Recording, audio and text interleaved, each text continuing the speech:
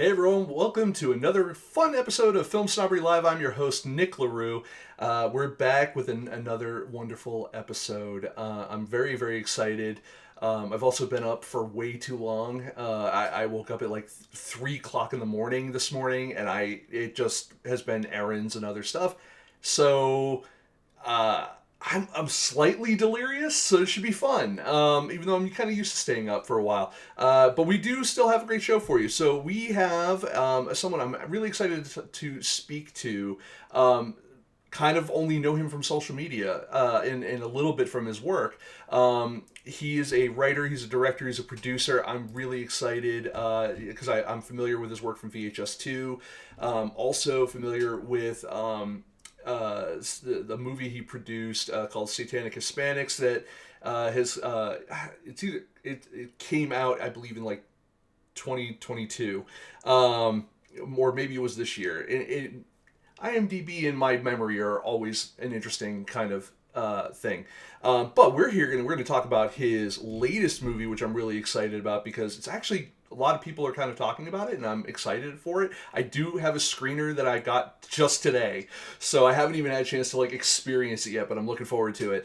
Called Last Night at TERRACE Lanes, and I'm really excited to talk to him about it. His name is Jamie Nash. We're going to speak to him in a minute, but first, we already have a fantastic little treat for you. We are going to play for you the trailer for Last Night at Terrace Lanes, and then we're going to cut into the interview with Jamie, and we're going to have a fantastic show. We'll be right back.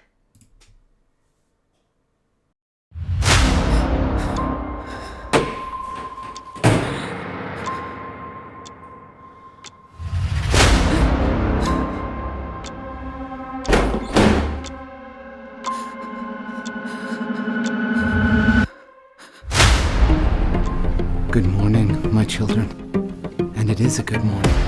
The moment of transformation is upon us. Tonight is the night.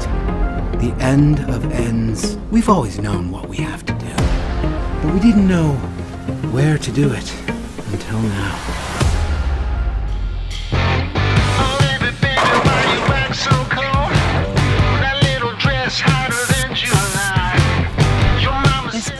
It's so retro. Besides, this is our last chance.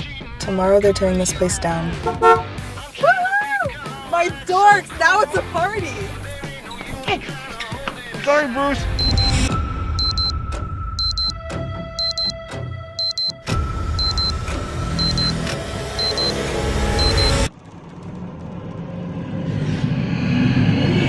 Welcome to Terrace Lanes.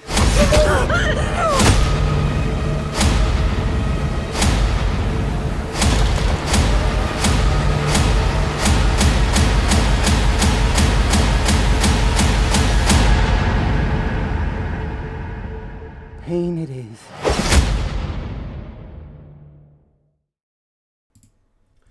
Ladies and gentlemen, welcome to the show, Mr. Jamie Nash. How you doing, sir? Hey, doing great. Thanks for having me. No, fantastic. No, thank you for coming on. I appreciate it. So let's break the internet here, and let's start with the most obvious question, right? How did you get involved with the Terrace Lanes? Yeah, Terrace Lanes was an interesting one because it was made locally. You know, I live in Maryland, by the way, and it was made in Frederick, Maryland. You mentioned Satanic Hispanics before. Um, Satanic Hispanics was made in Frederick. Well, one piece of it. There's one short called El Vampiro, and by the way, it did come out. It came out this year, but the reason your memory's fuzzy is it premiered the year before at like Fantastic Fest or something like that. So a lot of people saw it on the festival circuit. Yeah, I've been hearing about it forever. Yeah, Yeah, which is a yeah. good thing, that long tail.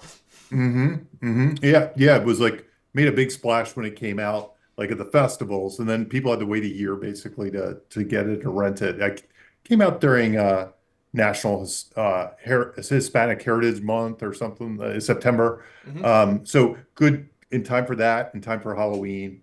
And Eduardo Sanchez, a guy I work with a lot, he directed that. He directed El Vampiro, the one segment. So that was shot in Frederick, and I did some work on that. And the same company, and largely the same crew. In fact, they did pickups during my shoot the first 2 days. there were kind of split days where they did pickups at night for Satanic Hispanic. So it's kind of, the exact same group of people shooting it and stuff like that. But they basically came across, and when I say they, there's a producer, Carlo Glorioso, who I've known for years. And the first project we worked on together was VHS 2. Um, and in VHS 2, we did a short called a Ride in the Park. It was, if you remember VHS 2, it was the zombie one. It was the zombie with a GoPro was Yeah. kind of the one. Yeah.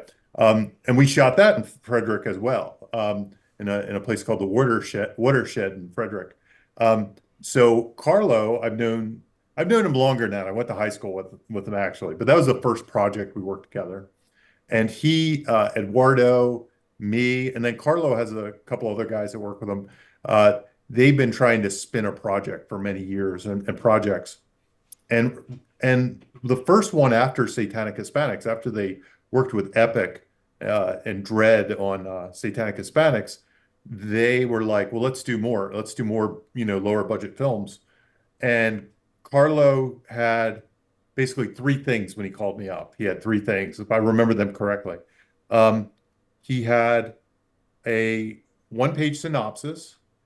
He had a lead actress, Francesca Capaldi, who she wanted to do something. He met her and he knew. So Francesca used to be in a Disney TV show called Dog with a Blog, and Oh, yeah. she's 18 now, or she was when we made it. I can't remember if she was 17 or 18, but she was looking to do stuff like horror movies. She wanted to do a horror movie, and so he had her, and he had a bowling alley. So he had a one-page synopsis, an actress, and a bowling alley, and he kind of took that to me, and he said, "Hey, do you think you can come up with something for this?" And by the way, they're closing the bowling alley in 8 weeks or something. It was the bowling alley was actually closed. They're tearing the bowling alley down in like 8 weeks, is what it was. Oh, wow. So the bowling alley was going to be destroyed. So no script yet, really. 8 weeks to go. And a one-page synopsis, which he pitched from another writer that used to be local, Jenna St. John. And she wrote kind of a one pitch to show to Epic to get the money.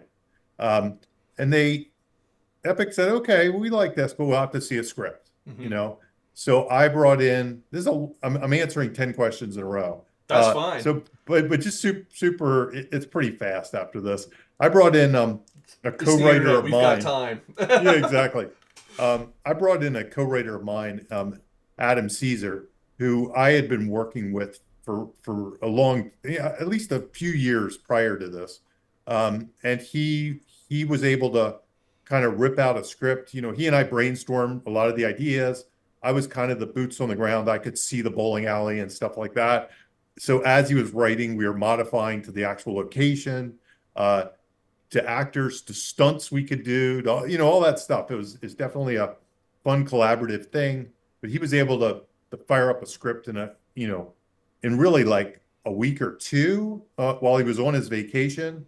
And then of course we kept writing it up to the last minute with Adam. And then we shot the movie, and basically I always say it was 10 plus 2, but really it was 12 days. Wow. It was about a 12-day shoot. Like I said, 2 of the days, well, I do count 2 of the days. They were pretty full days. They were the days that the Satanic Hispanic pickups were happening at night. So we had some limitations of what we could do because they had to do those pickups. So anyway, that's the long story of how the movie came about, or how I came to be on the movie.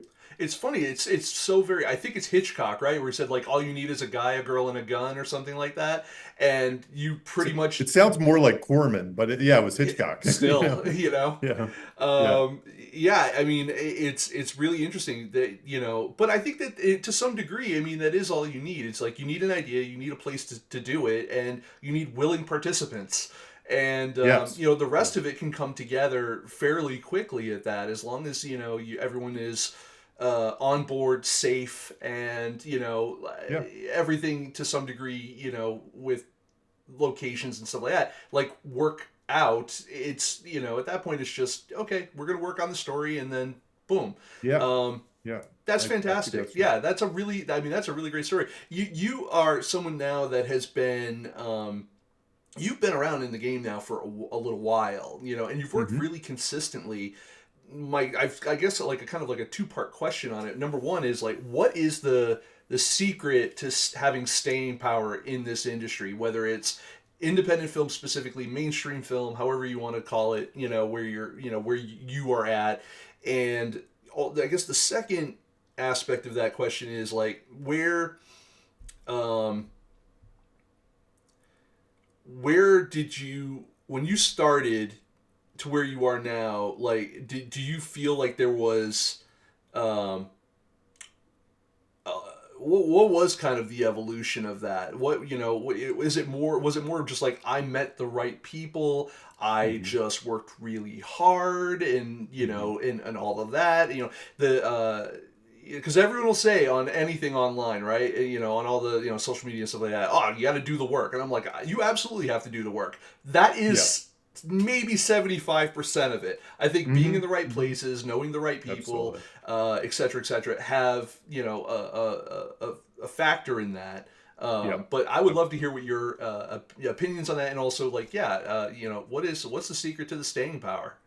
Yeah, yeah. It's tricky to say. I mean, I definitely think there is a keeping dose of luck that factors in to some of it. If things have to go the right way at some point, um, in order for things to happen.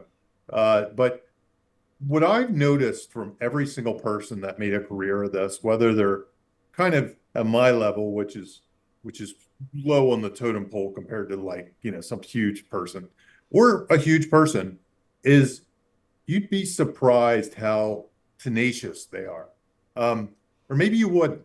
Um, uh, but even the most aloof people that present themselves frontward as being kind of aloof and artistic, deep down, there's a tenacity there and there's a relentless, like they eat, sleep, and breathe it. Mm-hmm. And I've really found that relentlessness. And however you apply that relentlessness, whether it's you're constantly selling, there's some people like that, whether you're constantly writing, that's kind of me, it's Yeah. just I'm constantly churning out stuff. There's some level of some of it's networking. Some people are just relentless networkers. They're constantly spinning um, gold out of everybody they meet, kind of thing. But I find, and I don't know if, I think it's a thing you could probably learn in some ways. Some of us, it might not, some of us it comes more naturally to, and maybe it's born out of passion or Mm-hmm. something. We just want to do it so much that we kind of, you know, instead of getting down, we kind of channel the hardships of it into whatever that thing we're relentless about.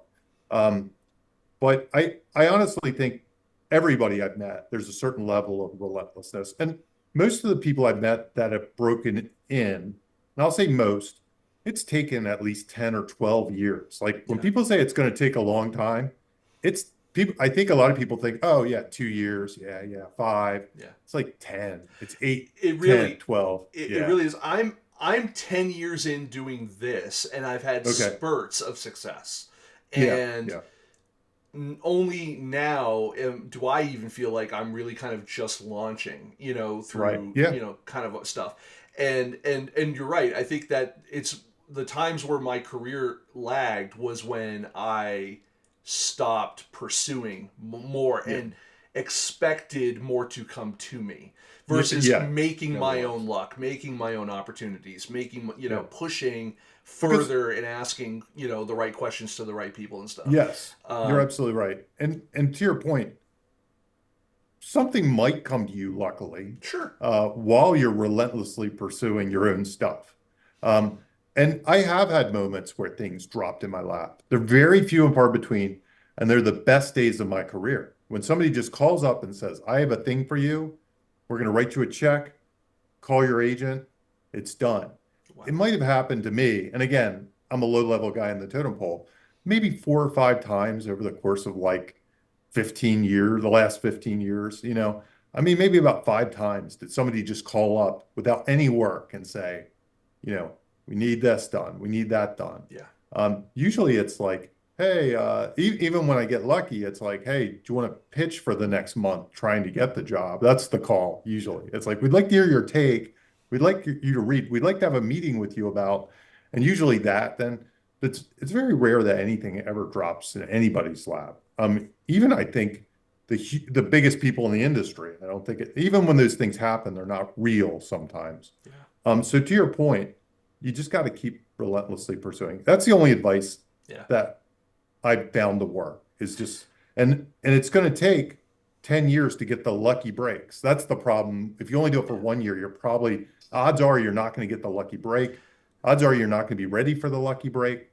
All these things. That's an interesting point too, like being ready for something. Like I think that people aspire to success and there's, they'll make the vision boards and they'll do all these other, very aspirational things. And I think that unless you are in a place in your life where you're able to accept that success, and I don't necessarily mean like on a weird spiritual level or something. I mean just literally like, am I actually prepared for when I get the thing to be able to do the thing? Like, and stuff like that. I think that's a really interesting and poignant kind of point there. And I agree too with the whole time thing as well. Like you have just your average person in the the film industry or is entering the film industry. Like, I'm going to move to LA, and I'm like, okay. And they're like, now I'm going to be an actor, and I'm like, okay. I moved to LA, and I can tell you solidly, it took me 2 years before LA gave a shit that I was there. And a lot of that was just down to, it's such a transient town that most people will meet with you once. To get that second meeting, you have to prove that you are not going anywhere. And that's why everyone hears your prototypical, we'll meet again in a couple of weeks. That couple of weeks, PS, is 6 months down the line. And that's specifically designed to make sure that you're still there in 6 months. I've always told people, I'm like, you need 3 things when you move to LA. You need your neighborhood, you need your job, and you need your friends. And then once you have those 3 things, you can begin to kind of like lock in everything else. And I find it takes about 2 years before, the city stops hazing you like a college fraternity and the welts on your ass get just calloused enough to where it still hurts, but not as much. That was my experience. Have you spent a lot of time out in LA? Only to visit or do business, only. So I never lived there or anything. I've always lived in Maryland, which is weird to begin with. And most people are kind of shocked when they hear that, most people that I have generals with or something are kind of sort of, oh, really? And they have no idea. I really can't explain how that happened either, except that, I know why I didn't move there, but I can't explain how I survived that long without, because, and I think I would have done much better had I lived in LA. It's not a regret at all. I like the path I chose, but I know when I used to go out for generals and pitch meetings and stuff, and I used to do a round or 1 week of there, and I'm like, oh, I'm pretty good at this, and if I could have applied that a lot more, I would have done it. Things would have been a lot easier. And I think part of that is why I do write so much. Again, I keep alluding to it, but I've written in my 20 years of screenwriting, and not all of that has been full-time professional. I've written about 110 screenplays of some sort. Wow. And I had to write extra because what I found was, unlike if I was in LA, and I probably would keep in the network, I found a lot of the meetings I got were only when I sent scripts out, because this is before Zoom and before COVID and stuff like that. So all the meetings were in person. Nobody was doing Zoom. You couldn't do a pitch over the phone. I did a pitch over the phone once. It was horrible. It was just, so to me, to keep on people's radars and keep them like, remember me? A lot of it was I had to write a spec. I had to write my next spec and I had to send it out. And then I got the meeting when they were excited or something like that. So I did a lot more spec writing probably than your average screenwriter probably should do. But it was really the way, it was really the path I personally found working remotely was the best way to keep on people's radar screens, was to always be having some new piece of material in front of them, always be having something to talk about, potential piece of business. another writer friend of mine who he wrote a book on horror screenwriting actually years ago.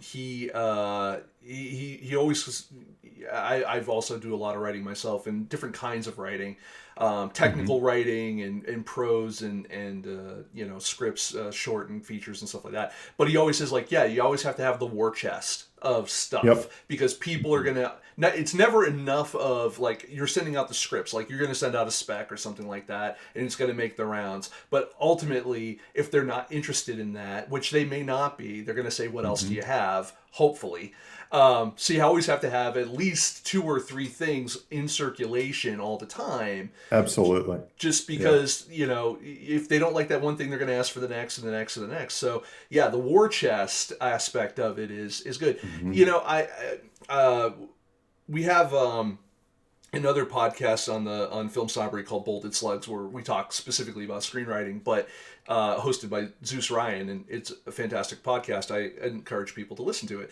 who might be watching this now or later. Hmm. Hmm. But the one thing I see now, especially since the strikes are over, and I'm seeing now there was an uptick anyway in a lot of people offering coverage, offering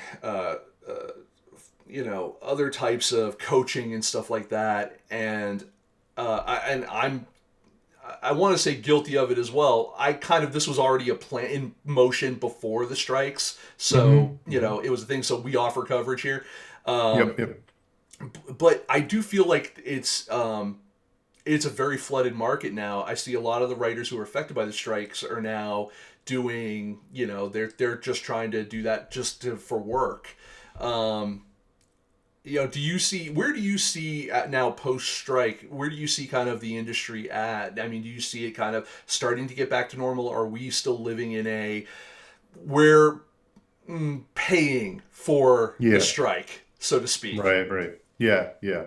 Um, yeah, I think you're absolutely right. I mean, and I saw that same uptick. And Yeah, I do consulting as well, and yeah. I've done it for a while because I wrote two Yeah, I books. was gonna say you wrote Um, the Save the Cat does TV or yeah, something like that. Yeah, Save the Cat Writes TV writes and TV. Save the Cat Beat Sheet Workbook. And around that time, I started to do consulting because I was getting a lot of people asking me just organically if I could read their scripts. And I always was turning them down, and then I just decided how much would it be worth to me, and I kind of did it, and it came at a good time because it probably hit around the time we had to fire our agents, which hurt me as a remote person probably more than some other people, Yeah, because my agent really does and my reps kind of represent me, but then also during the strike and things like that. Um, but because I do that, and I don't do it full time. I don't usually even advertise it very much.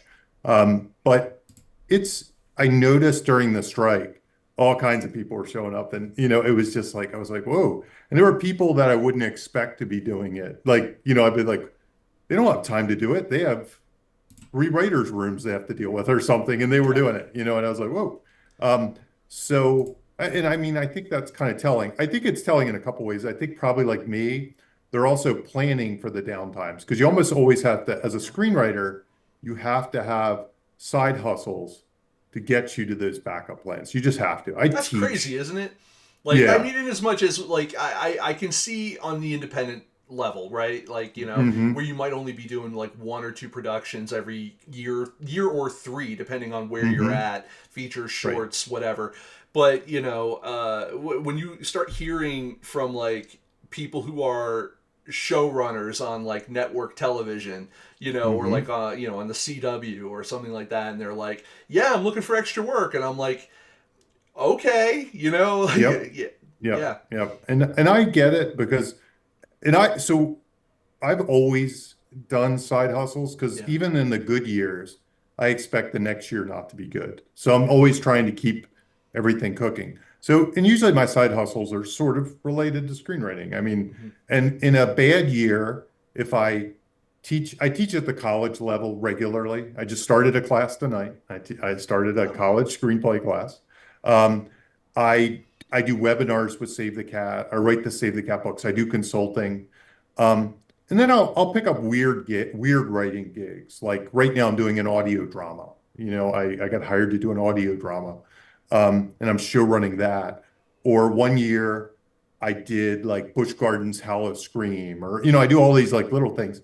And usually in a year, I somehow manage to put it together to break even and pay all my bills, even in a bad year. And Yeah. then the years that I have good screenwriting years, I'm able to bank away a lot of money for the bad years. So it usually is. And then between that and residuals and book royalties and other passive incomes and the hope that my WGA pension will pay out and stuff, I'm able to make it all work. Yeah. But you really, even in the good times, I am always focused on making sure those things that will happen for the bad times happen. Yeah. And you can't ever lose sight of it. This is kind of twisting away from your original question, but Totally cool. it's a fun one to talk about. So your original question, though, about where the state is now, I'm not really sure. There's part of me that thinks maybe it's good right now, maybe it's getting better, maybe it's about to heat up and kind of have this little explosion. Yeah. There's part of me that's like, I don't see that quite yet, so I'm not sure. So I'm really in that place. And most of the people I talk to, that's where they are. They kind of fluctuate between, oh, they're really looking for material, right?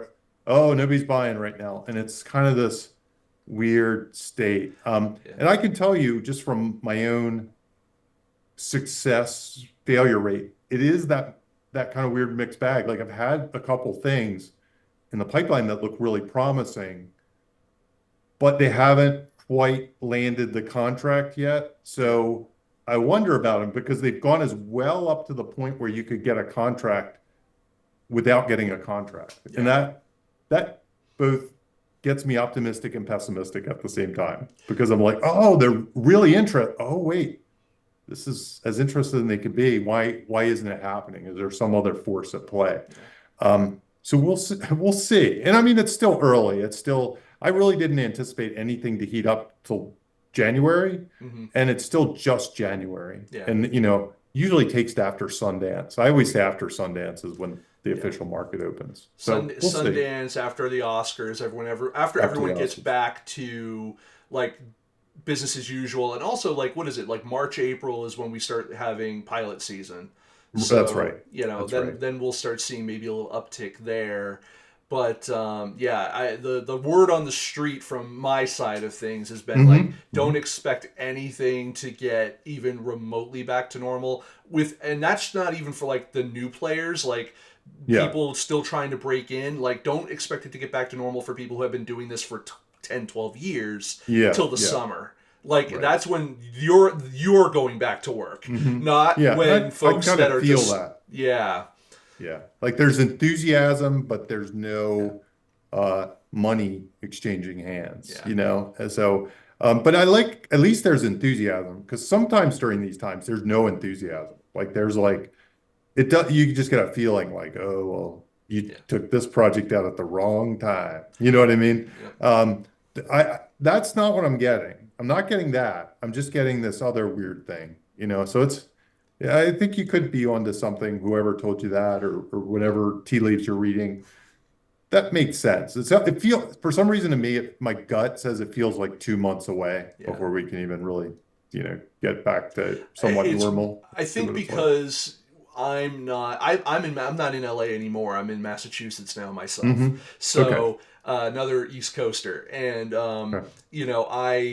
So I think having that little bit of detachment allows my more East Coast bullshit detector to be able to kind of suss out a little bit more like what's kind of going on, because I'm listening from multiple sources just because I have to, not just because if I live in LA and I'm working at my my old studio job or something like that.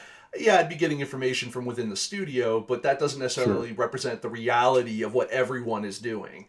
So now it's a little different. But so another thing I'd love to talk to is you're and it goes kind of to what you were saying about always having your hands in multiple pies. You're not only a writer, you're director, producer, all of that. The first question hopefully is the easiest one, which is it which of those things is your favorite thing to do? The second one, second part of that question is going to be in terms of being a producer. What kind of producer are you? Because there are many kinds. So Yeah. So, my favorite role, it's weird. I mean, I got into it to be a writer, director, in some ways. And when I first got into screenwriting, everything I was writing was for me to direct. And I wasn't great at that because I was writing big budget stuff, and you know what I mean? And I really needed to write something I could make for $50,000. And I was writing for something that I couldn't make for $20 million. I wasn't really good at writing for myself in that regard. When I finally did start to write for myself, I realized how all-encompassing the directing thing would be. And going back to the 100 screenplays, I realized that I like to work on 5 things in a year, not one thing in 2 years. And as much as I did love directing, I didn't love that singular focus that you have to have for it. I didn't like that time commitment to one project. So it's a mixed bag to say. I think screenwriting is essential for me. Like, I get up every day and write. I get anxiety when I don't write. If I have a day where I'm not coming up with some pages, it's a weird day for me. It's strange. Whereas directing, those gigs, for me at least, come once every couple years if I'm lucky. So, and I love it when I do, but I couldn't imagine doing it every day. It would be, it would take me away from all that screenwriting I want to do in some ways. So anyway, so screenwriting, that's why screenwriting falls where it does. But I do love to direct the stuff, and I love getting the opportunity to do it. Producing wise, where do I fall as a producer? It's usually on the creative side. I am not good at making money, financing things. I just don't like it. I actually think those people are way underrated, because I think the hardest thing to do in this business is somehow to make money appear. And if you can pull that off, you're a filmmaker in probably the truest sense, where all of us creative people, we got nothing if somebody can't make any money. I know they always kind of bring it the other way, like there's no movie without the script. And I agree with that. But just like I said in the beginning of this, the movie I just made, it's got a 1-pager, it's got an actress, it's got, and it's got money. I mean, that doesn't guarantee it's going to be a good movie, but guarantees it's going to be a movie. Yeah. I got a lot of really good scripts that don't have any money behind them. So I'm not good at that side of producing. I'm good at, I can help with bringing cast together. I can help with developing scripts. There are a lot of things I can help with. I'm pretty good actually as line producing and figuring out schedules and doing logistic stuff. I come from a software engineering background and being a project manager. Nice. So it's that kind of stuff that I can do well as producer. But I think the producers that make the money, if you know one of them, you're in good shape, because you're probably going to get a lot of movies made. Yeah, no, and line producer, very underrated role within a production. Absolutely. Yeah. And hey, by the way, I'm ex-engineer on my side too, but mine cool. is systems engineering. Network engineering stuff. So Awesome. Yeah. Awesome. Technical brain over here. I'm usually fairly good in a room in terms of like pitching and stuff like that. I had a sales background also back in the day, and the book that I have coming out in June is on marketing, so that kind of goes hand in hand. I was a tech lead back in the day, so I had to give a lot of presentations. I had to write a lot. I had to do a lot of PowerPoint presentations. I used to assist in writing technical manuals. I used to write. With me, it was more like complicated design documents, requirements documents, testing documentation, stuff like that. But I was an end-to-end developer, so there were a lot of times that I had to get up there in front of people and stuff like that, and it served me well. So I'm not afraid to do that or anything. And usually it was kind of a pitch clouded in a technical design document, like I wasn't necessarily the guy responsible for the money, but Right. they would come to me and say, how do you do this? Give a pitch. Yeah. And, I would have to pitch lots of stuff. So, Now, yeah. did you end up going to film school at all? It's funny. So what I did was, I was just talking about this last night with somebody. Um, Back in the day when I went to school, and I guess it's still like this, you pay your tuition and you could take as many classes as you want. Okay. So I would take 21 credits a semester. Jesus.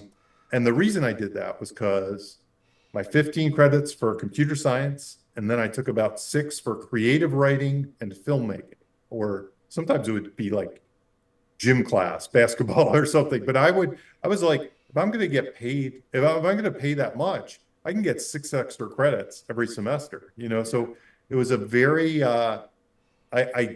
strategic move I made back then. And I remember it wasn't even necessarily, you had to get permission to do it from your guidance counselor. And I used to just sign my own guidance counselor slip. I just signed it with my name. I just say Jamie Nash. And they would let me sign up. So I took all the film classes I went to University of Maryland, Baltimore County, UMBC. So they were the ones that in March Madness a few years ago, they beat the #1 seed. But yeah, they had a film degree there. And I took every one of their film specific classes without being a major. So I skipped a lot of the classes they also made you take, like art history, and it was kind of an art film degree back then. Right. But I was able to, shoot with a Bolex and, work on their flatbed and, do all that kind of stuff. So it was an actual film degree. And then I also took a lot of their creative writing courses as well. So, but no actual film degree at all. It was a computer science degree. Now, obviously, like, with those classes you took, like you said, they taught you some more of the technical aspects of filming things, actually putting a camera in your hands and stuff like that. How much of the industry do you feel like you learned at school? Or was it more like, oh no, I had to discover that shit on my own? Yeah. It was zero industry. At my school, it was zero industry. I'm not sure if I went to USC or something, it would be different. You'd be surprised, sir. Yeah. Well, yeah, Yeah. it was zero industry. It was technical stuff. Yeah. Even in the school I was at, it was more art based. So it was personal expression. And I was the weirdo. I remember I would come in and make like little horror movies or little horror comedies. And they were actually very well received because, nowadays you'd think everybody would be doing stuff like that. But back then it really wasn't true. Like somebody would shoot like a light for 10 minutes or something, and there would be some weird artistic expression of shooting a light in but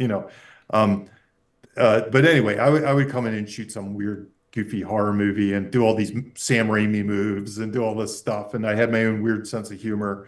And they went over, like, I did very well in this, like everybody was like, wow, how'd you do that? And it was like, oh, that's what I always wanted to do. And everybody else was doing these other things. So in a weird sort of way, by being the most, I don't want to say normal, like now, what is normal now, like what everybody would probably aspire to, I was the oddball back then. I was like, what's this guy doing? How did he get in here? And it was kind of unusual at the time. What do you see now as being the biggest stumbling block for independent filmmakers that are kind of just starting out? Because it doesn't seem to be money. I mean, technology to make a movie is cheap enough in as much as this is now a 4K camera. Now, it may not have great lenses on it in terms of like, for depth of field and all that kind of stuff, right? But can you shoot something in high definition? Sure. It doesn't cost any money to write something. You don't have to. There was life before Final Draft. For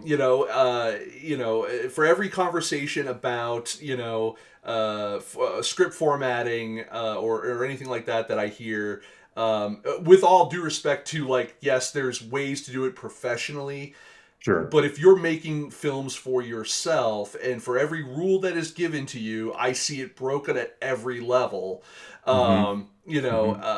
yeah. So I don't see money being the big cost there. Obviously, if you want to do something that is without your, you want to pay people or for their time, or you want to have, if you have to rent equipment or whatever, yeah, you need money. But what do you see as being like the biggest stumbling block, really, from people getting out and making something?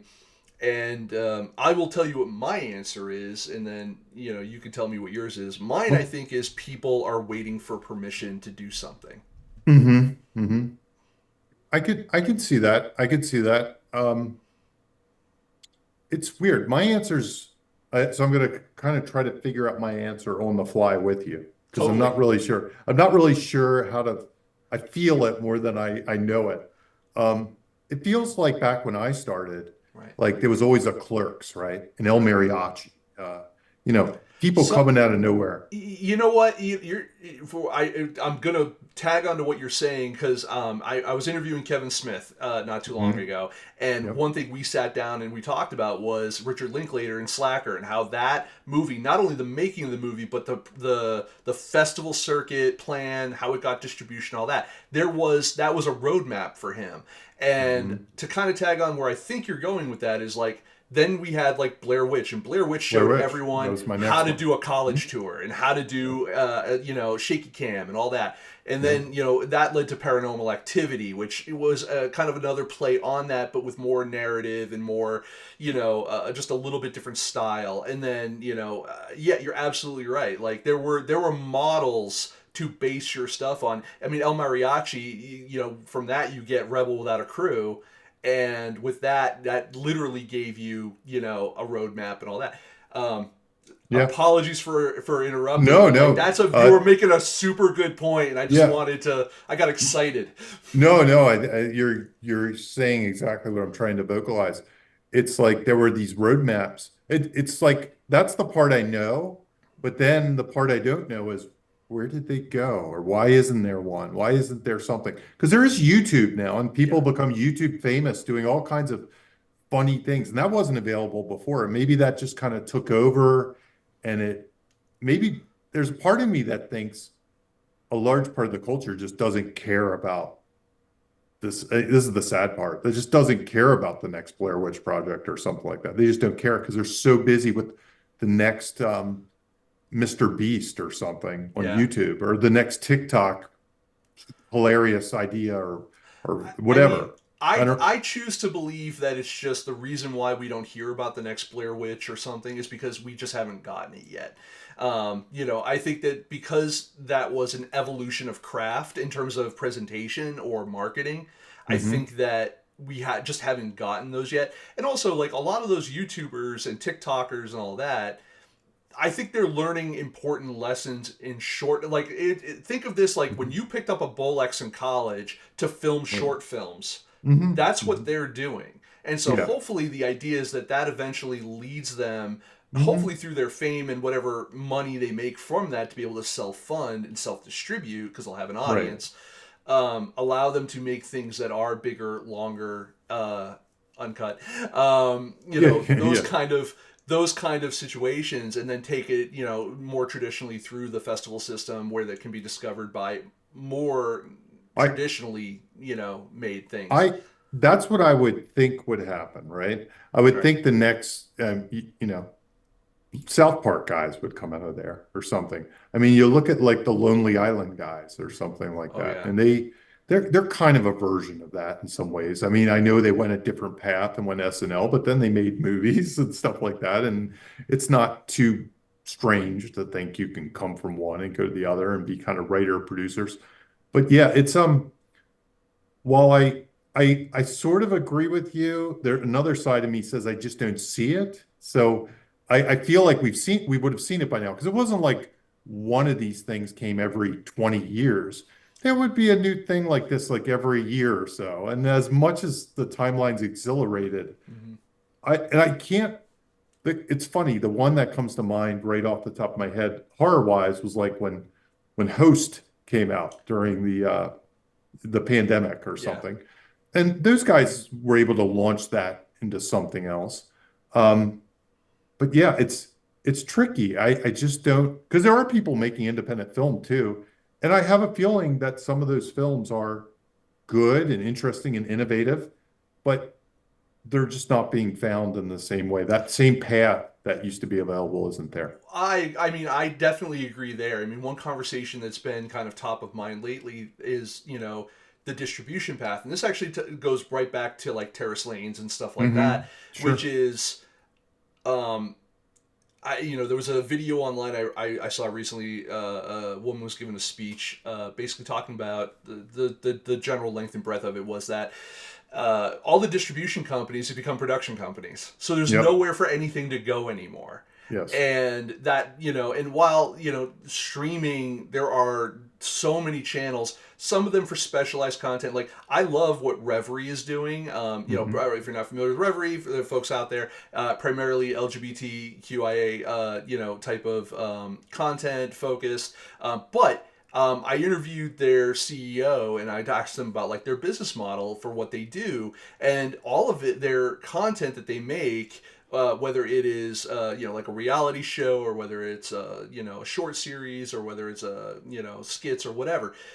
All of it is financed by product deals and stuff like that. Like they went more traditional television route to get all that stuff done, but they they make and distribute their own stuff, and that seems to be kind of the norm. Like every time, there was just that email that went out recently from Film Hub that was regarding Tubi, where they were like, yeah, Tubi's getting into they're getting out of acquiring independent films, and they're going for in-house production now, which is now going to seal off a little bit more of that route. And it was frustrating because I had a friend of mine who's in the process of getting a movie put together to go shoot, and he's like, that was my distribution that just went down the shitter. And so I feel like there's where is their life beyond the festival circuit at this point? And I think that that's also a factor of like discovery. Now, you folks with Terrace Lanes, you guys have your distribution. Where are you guys distributed through? Where can we find you? Okay, well, again, Epic and Dread are doing it, and it's kind of back to your point where they kind of are doing it directly for this movie. And it's everywhere. It's everywhere you'd expect it to be. It's Vudu and Amazon Prime and Apple and all those things. And right now it's purchase or rent. So it's streaming, but it's all those places. At some point, you would imagine that and I don't know what exactly the plans are because it's only been out for a couple of days, but it'll end up somewhere. If Tubi's blocked off, it'll be somewhere else. Yeah. It's what's really interesting too is through this, I've heard different models. People reach out to me directly. People tell me about things they do. And it's funny with these independent horror movies, because ours is at a certain budget that others are at that are pretty low, and they can do creative things to make their money back and to make a profit. And everything from people releasing the movie practically for free or at a loss, and then selling the physical media for the profit.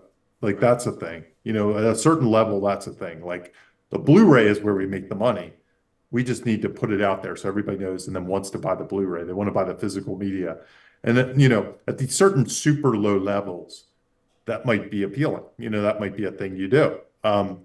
Or there's all kinds of new kind of Tubi-esque platforms out there that people are just creating, and some of them are YouTube only, and some of them, and they're trying to, and they have millions of subscribers, but, you might be able to get a little bit of money from those, and you could almost send your thing to that and then sell the physical media and try to make your money back in some ways, and then hope for some kind of foreign, rights kind of deals and territories.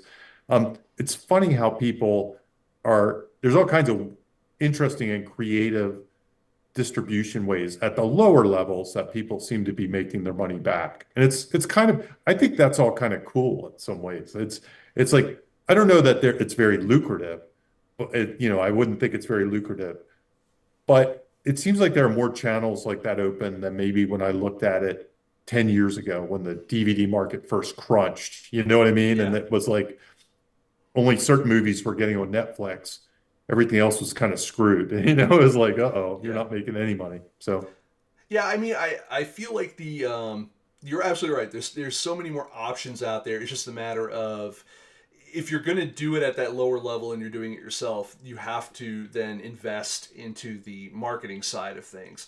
So obviously when you have a distributor Yep. that's, that even if that distributor is also the production house, is kind of, if they're fronting for the marketing side of it, you can kind of sit back a little bit, and you might do a podcast like this, or you might do some promotion online for it, as the drop date hits and stuff like that.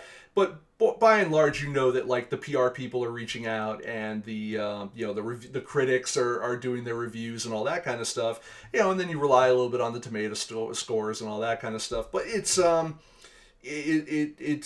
not as it doesn't weigh as heavily on you. I mean, obviously you want things to do well, Yep. all that, but in terms of the process and the cost, it doesn't weigh on you as much. At the lower levels, I mean, I actually got a question literally today on LinkedIn where someone was like, how much money should I set aside for marketing for a film? And like they wanted a specific dollar amount, and I'm like, okay, well, there's and the one thing I said that I'm gonna do one of these for, because I actually like this idea, which was that like there are people, just like how you can have a really good DP that can take a $50,000 movie and make it look like $1 million movie. Like Yep. there are marketing people out there that can take $10,000 or $50,000 and make it look like you spent, $1 million. Right. Yes. I think that as long as you're putting your money with the right people, and your strategies are strong, and you're doing, you're highly targeting your audience, especially the less money you have to play with, the more specific you need to be. Right. And so, I mean, I've been advocating a lot. I don't advocate so much for filmmakers to put their stuff on like YouTube for free. I understand like the idea of a loss leader, and you're absolutely right. Like the idea of like, oh, well, if I'm going to do like a Blu-ray release or like a special steelbook or something like that, if they can afford to do that, like, I think inherently we're in an age where films, especially physical media, is starting to become more prized. I think collections and collectors are like, it's like how like retro toys are coming back in. Like Absolutely. when Super 7 started making like those Thundercats figures, I bought the shit out of those because it's my childhood and I want that back, Right.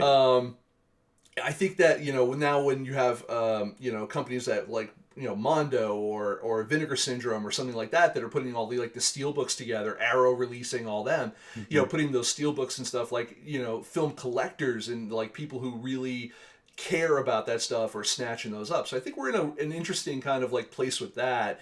But I still go back to, I still think that YouTube probably for free, not the best, because YouTube is not the discovery mechanism that it used to be. Like, there's too many. Everyone's like, yeah, but they have 1 billion users, and I'm like, but that's 1 billion eyes that are not being trained to look at your stuff. And you don't have the ad, you don't have the ad budget to break through their algorithm on a consistent basis to do that. Like, you're looking at thousands of dollars a day to bust that algorithm. One thing I in the strikes, I felt like we were almost there. I know I'm going back in time now in the interview here, but in the strikes, I feel like we were almost there in this idea of solidarity and collective bargaining. And I was hoping that the filmmaker side, not specifically the writers, but because I think we were also getting there with the actors, but I was hoping that with the filmmakers, we were going to get there where it was like, we don't need a studio to tell us how to do this, or we don't need a studio to do this.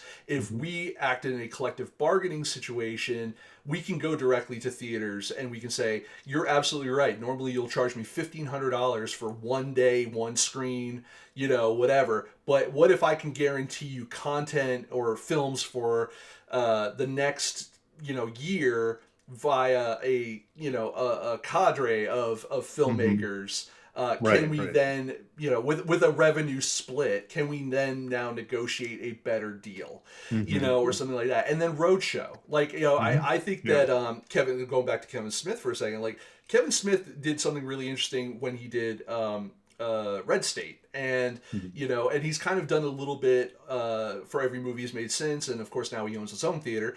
But, the idea of doing that roadshow kind of thing and taking it back to, you know, street level instead of Hmm. like, it's going to drop digitally or whatever.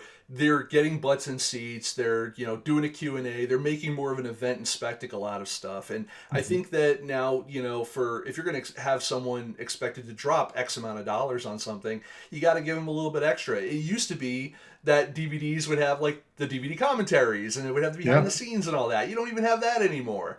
Hmm. So it's I feel like there was this one aspect there that was we were kind of building towards because everyone was looking for the next thing, Hmm.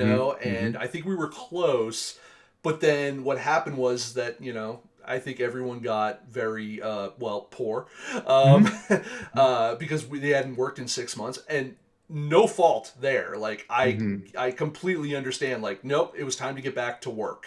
Hmm. Um, but yeah, I think it was just an interesting. I think Yeah, it was yeah. just an No, interesting time. I yeah, I found that interesting too. I think the difficulty is the people that can most influence that are probably the ones least passionate about it. Yeah, Like Tom Cruise doesn't feel like doing it really, or whatever, or whatever. Robert Downey Jr. or somebody, yeah. or the people that really could do it. Because if Tom Cruise went to AMC and said, "I'm going to make movies exclusively for you," and I know people that can make movies, he could probably do it, right? If Jamie Nash and his friends do it, yeah, we want the Tom Cruise Come movie on, or whatever. instead of AMC, you'll go to Malco. Yeah, exactly, exactly. But I think you need some bigger players to kind of lead the charge. Yeah, And but on the flip side of that, I'm saying the star-based stuff. But if you got, let's say, J.J. Abrams or somebody, I mean, he's a big star. The creative side, the production companies and stuff yeah. like that. Of course, I guess they were on the other side of the fence, but still, you could almost see a deal where somebody like that could give it a try. Like Kevin Smith did in some ways. Yeah. Um, Kevin Smith's such a unique case because he's kind of celebrity. He's a host. He's a showman. He's like all the things. You want to meet him. You want to have the meet and greet with him to get the picture. Um, you want to do all the stuff, and you want to watch the movie. So it's all kind of a thing. I love Kevin Smith. I went to one of those road shows. What's the movie before? It was, I guess it was Jay and Bob Strike Back There was James two, Hobbs or Strike did Back they was do two? well, there was Did, the Silent Bob reboot. Reboot. That's what it was. Reboot. I Yeah. went to that one. It wasn't Clerks. It wasn't the Clerks 3. It was the one before that. And like everybody I was with, you can't really be cynical around him No. because he just seems so genuine and he seems to be having so much fun. And he seems to have punched the ticket that he wanted to punch. And it it really is a guy that's figured it out in some ways. Yeah. And whether his movies, the quality has dropped or not. Like I laughed a lot at that movie sitting there in the theater and I had a great time. Um, it's hard not to say he's won, and he's just won on so many ways, like doing it his own way. So it's pretty cool. And Um, to tag on to that too,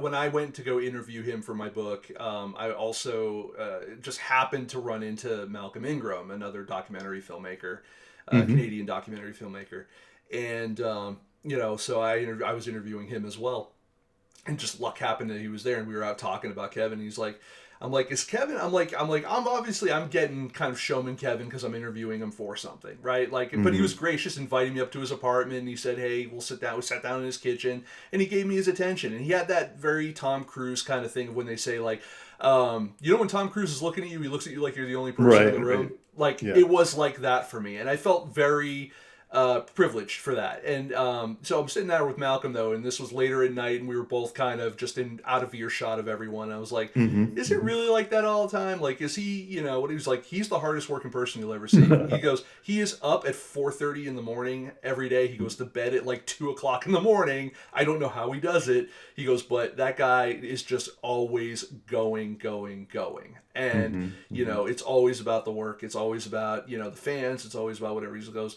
I said, I said, and then the one question I will say I asked that I love the response for, was said, what do you think it's like to be Kevin? Kevin's got, he's got the money, he's got the stuff, he's got the movies, he's got this. He goes, I'll tell you exactly how it is, because I've asked him. He goes, it was fun. It's fun, Yeah. and Yeah. that Cool. was That's really cool. that was a nice answer, and it was exactly what I wanted to hear as well. While also being the truth. Yeah, man. I want to be respectful of your time, because I don't know if you had anything going on after the show, but Just sleep. Just sleep. I'm old enough that I go to bed. Me too. Yeah. Sadly, though, I'll go to bed shortly after the show, and I'll be up again in like 2 to 3 hours, because I don't really sleep at night, and I'll just be back writing.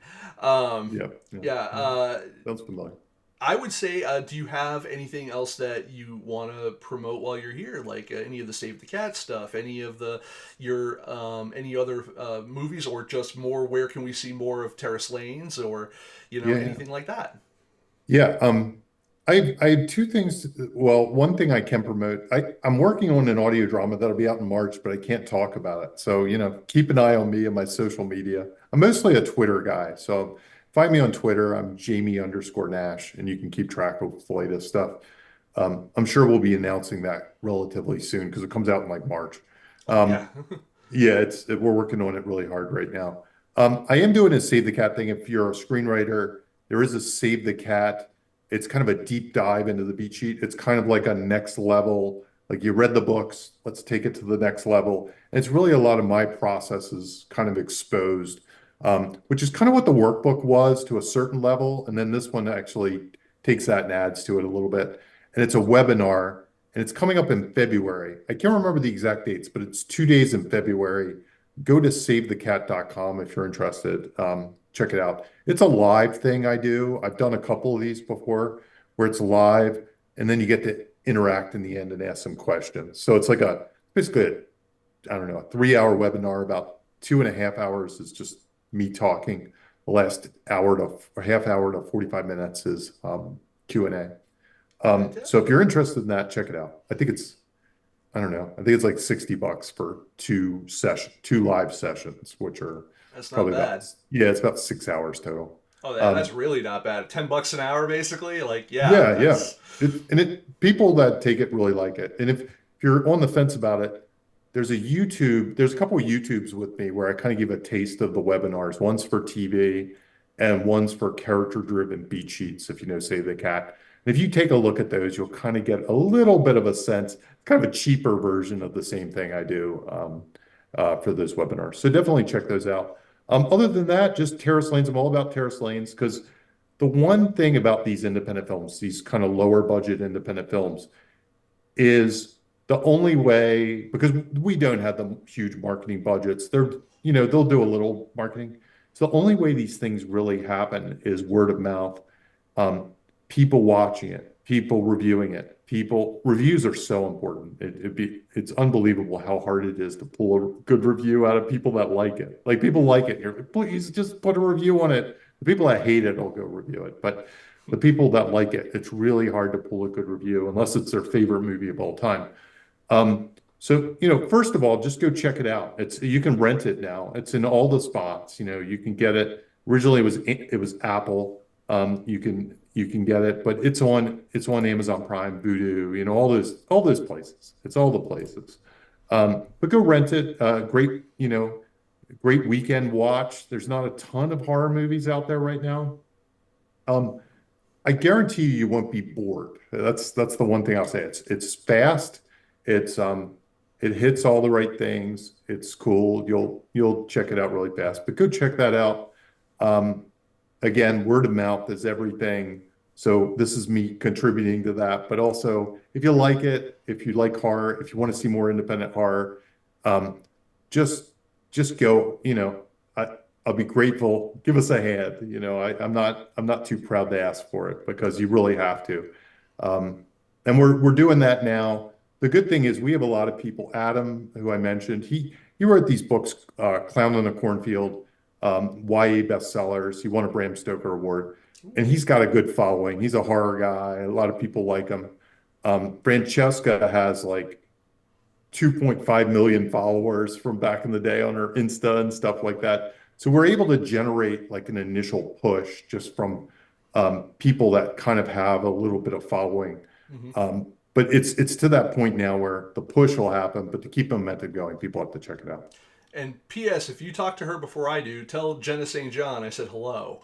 Oh, absolutely. Yeah. That's cool. She Yeah. I know her from way back in the day. She when she was working on Six Non-Smokers and the one she did before that. I know her through Frances Abbey, who directed some stuff and Oh also yeah. did a I know pod. Francis Abbey too. More social media wise, but Yeah. yeah, I've known Francis Abbey Um, social media wise for years. yeah, he and another filmmaker, Paul Bassetti, I don't know that name.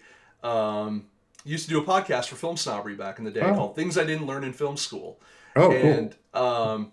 and it was through them I met Jenna, and then I Okay. reconnected with her at like Dances with Films randomly. She was doing she had a movie there, and and it was great to see her again. I know she at the time she was married, Yep.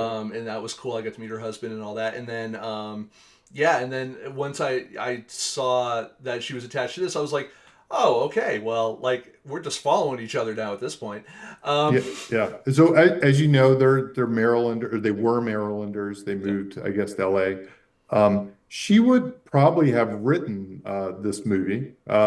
She was busy on something else. Like when they called me, they were like, she can't write it. She doesn't have time, because it was this small time period. It was like 2 weeks to do it. And I don't know what she was up to, if she was on another project or something, but she did end up kind of back full circle. This company that Eduardo and Carlo created, it's called Cinematic Productions. And they've done like they did 4 films in a year. They did Satanic Hispanics, they did Terrace Lanes, they did 5 films in a year. Wow. They did The Jester, that came out in the October. But she did one called, I think this is out there, so I'll just say it. It's called Stinky Summer, and it's a kids movie. So she wrote the kids movie version, and our lead is in that as well. Francesca's in that as well. So she did get a chance to write one of these movies, but she couldn't do the one that she wrote the one sheet for. Just to show you how small a world independent film is, like it's just you keep running into the same people year after year after year. It's fantastic. It's also really great because that means they're still doing it. You know what I mean? And Yeah, it's that persistence thing. yeah, absolutely. Yeah, I I mean, met Jenna and her husband like 15 years ago, and this is the first time I've actually been on a project with either one of them, I think, if I'm remembering correctly. Yeah. yeah. Yeah, it's crazy how many people like you start out with when you first start, and like how many people are at left at the ostensibly what the finish line would be. Yep. Although I guess the race is never really over until you drop dead. That's Um, right. That's right. Absolutely. yeah, but yeah, that's great. Well, I want to thank you for coming on. You're one of those people I feel like I could have like 3 hours of conversation with, but I will not subject you to that now. But I would love to have you back again on the show another time. And Absolutely. good Yeah. luck with last night at Terrace Lanes and everything that's going on with that. And I did reach out to your people. Hopefully, I'll be getting a screen or so reviews. Good. Yeah, yeah. No, they And all did. that. They were a little late to start it, but I know they've been sending them, so you should get one soon. Fantastic, and yeah, I also when I messaged, I said, hey, anything else you folks have coming out, in the future, just keep Good. me on your lists and stuff. I want to make sure to support that. Yeah, yeah, Um, they have a bunch of stuff. So good. fantastic. So yeah, thanks for coming on, Jamie, and hopefully, yeah, I'll see you back on Twitter, I guess. Yeah, absolutely. Thanks so much. This was great. Thank you. All right, bye everyone.